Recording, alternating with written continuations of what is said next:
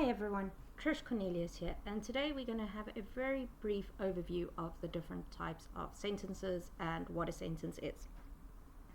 Now, a sentence is something that you probably went, oh, it's easy, I learned it when I was in grade 1 and grade 2 or grade 3.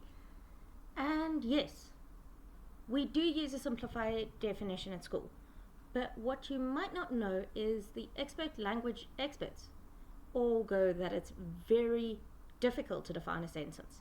But we're going to work with the Oxford South African Concise Dictionary's definition for our first purposes. And this definition is a set of words that is complete in itself, conveying a statement, question, exclamation, or command, and typically containing a subject and predicate. So, well, that's great, but what's a subject and what's a predicate? So let's dive a little bit deeper. So the definition of a subject is a grammatical subject is the person or thing that performs an action, experiences a state, or has a condition. So in this regard, a subject will either do, be, or have. So here we've got a person who does something, they perform an action. They are something, they experience a state, or they might have a condition.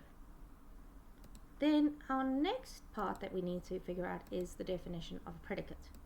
So the Oxford Companion to the English Language defines a predicate as the part of a clause that makes an assertion or denial about the subject of a sentence.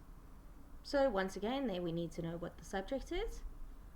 But Professor Anne Curzon has a definition which works very, very helpfully, and she describes a predicate as the verb and all of its accoutrements.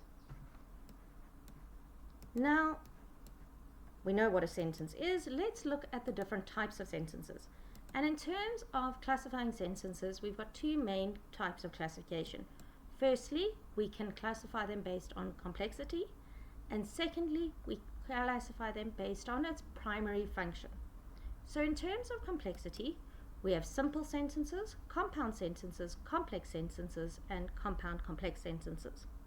I'll be doing more videos about each of these concepts.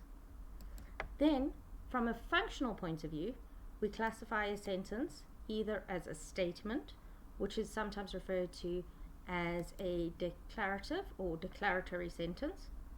We have questions, which are sometimes referred to as interrogatives, commands, which are sometimes referred to as imperatives, and exclamations, which are sometimes referred to as exclamatory statements. I hope you found this useful, and if you have any questions, as always, ask them in the comments. Thanks for watching. Trish Cornelius out.